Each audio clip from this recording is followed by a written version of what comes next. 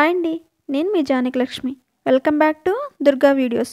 ఈరోజు నేను మీకు సింపుల్గా అథెంటిక్ రెసిపీతో మీ ముందుకు వచ్చేసానండి. సింపుల్ అండ్ డెలిషియస్ రెసిపీ అండి. ఒక్కసారి ట్రై చేసి మీకు ఎలా వచ్చిందో మీ ఫీడ్బ్యాక్ని నాతో షేర్ చేసుకోండి. ఇలా కనుక ఒక్కసారి చేసుకుని తింటే మళ్ళీ మళ్ళీ చేసుకుని తింటారండి, అంత టేస్టీగా ఉంటుంది. రైస్ కానీ, రోటీ కానీ, చపాతీ, బిర్యానీ దేనిలోకైనా తినేస్తారు. సో లేట్ చేయకుండా సింపుల్ అండ్ డెలిషియస్ ఎమ్మీ రెసిపీని ఎలా చేసుకోవాలో చూసేద్దాం రండి. వీడియో నచ్చితే లైక్ చేసి తప్పకుండా కామెంట్ చేయండి. ముందుగా స్టవ్ మీద ఒక ప్యాన్ పెట్టుకుని ఆయిల్ వేసుకోవాలి. ఇక్కడ ఆయిల్ని నేను 3 టేబుల్ స్పూన్ల వరకు యాడ్ చేస్తున్నానండి. మీ కర్రీకి సరిపడా ఆయిల్ని యాడ్ చేసుకోండి.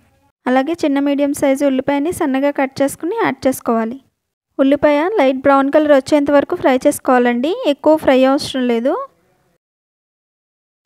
ఆనియన్ కలుపుకుంటూ ఈ విధంగా ఫ్రై చేసుకోవాలి. ఇలా ఫ్రై అయిన ఆనియన్లో ముందుగా వాష్ చేసి పెట్టుకున్న చికెన్ని యాడ్ చేసుకోవాలి. నేను ఇక్కడ 1/2 కిలోకి సరిపడా క్వాంటిటీకి చెప్తున్నానండి. మీరు క్వాంటిటీని బట్టి మీరు ఇంగ్రీడియంట్స్ అనేది ఇంక్రీజ్ చేసుకోండి. చికెన్ కూడా యాడ్ చేసిన తర్వాత టేస్ట్కి సరిపడా సాల్ట్ని యాడ్ చేసుకుని బాగా మిక్స్ చేసుకోవాలి. బాగా మిక్స్ చేసుకుని మూత పెట్టి మగ్గించుకోవాలి. దీనిలో వాటర్ రిలీజ్ అవుతుంది కదండి, ఆ వాటర్ మొత్తం దగ్గరగా అయ్యి ఆయిల్ రిలీజ్ అయ్యేంత వరకు చికెన్ని బాగా కుక్ చేసుకోవాలి. చూసారు కదా, ఈ విధంగా కుక్ అయిన తర్వాత 1 టేబుల్ స్పూన్ వరకు అల్లం వెల్లుల్లి పేస్ట్, అలాగే 1/2 టీ స్పూన్ పసుపుని యాడ్ చేసుకుని బాగా మిక్స్ చేసుకోవాలి. చికెన్లోని వాటర్ మొత్తం దగ్గరగా అయిన తర్వాతే మసాలా యాడ్ చేసుకోండి, ఎందుకంటే ముందే యాడ్ చేస్తే నీచు వాసన వస్తుంది కర్రీ. మసాలా కూడా పచ్చివాసన పోయిన తర్వాత సన్నగా చాప్ చేసి పెట్టుకున్న పచ్చిమిర్చి, అలాగే ముందుగా నానబెట్టుకున్న పచ్చిశనగపప్పుని యాడ్ చేసుకుని కలుపుకుంటూ బాగా కుక్ చేసుకోవాలి.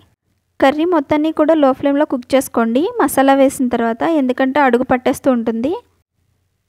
ఒక 5 నిమిషాల పాటు మూత పెట్టి బాగా దగ్గరగా అయ్యేంత వరకు మగ్గించుకోవాలి.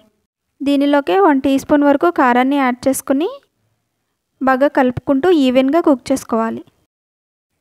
కారం కూడా పచ్చివాసన పోయేంత వరకు కలుపుతూ కుక్ చేసుకోవాలండి. ఇది కుక్ అవ్వడానికి 5 మినిట్స్ టైం పడుతుంది. కారం పచ్చివాసన పోయి ఆయిల్ రిలీజ్ అయ్యేంత వరకు ఫ్రై చేసుకుంటే సరిపోతుందండి. ఈ విధంగా ఫ్రై అయిన తర్వాత కాస్త వాటర్ని కూడా యాడ్ చేసుకుని మూత పెట్టి బాగా కుక్ చేసుకోవాలి. వాటర్ మీ గ్రేవీ కన్సిస్టెన్సీకి సరిపడా యాడ్ చేసుకోండి. నేను ఇక్కడ 200 ml వరకు వాటర్ని యాడ్ చేశానండి. నా గ్రేవీకి ఇది సరిపోతుంది, సో అందుకే ఇంత యాడ్ చేశాను. వాటర్ని కూడా యాడ్ చేసుకున్న తర్వాత ఒకసారి బాగా కలిపి మూత పెట్టి 5 to 7 మినిట్స్ పాటు బాగా కుక్ చేసుకోవాలి.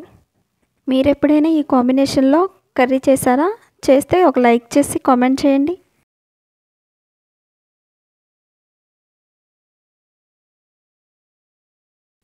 గ్రేవీ తిక్కుగా అయ్యి ఆయిల్ రిలీజ్ అయింది, కర్రీ రెడీ అయిపోయిందండి.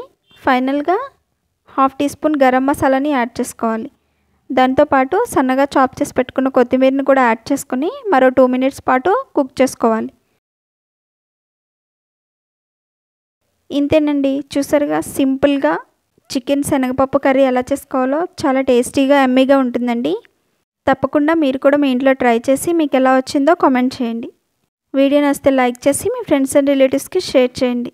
మరిన్ని సింపుల్ అండ్ క్విక్ రెసిపీస్ కోసం దుర్గా వీడియోస్ ఛానల్ని సబ్స్క్రైబ్ చేసుకోండి. Thank you for watching.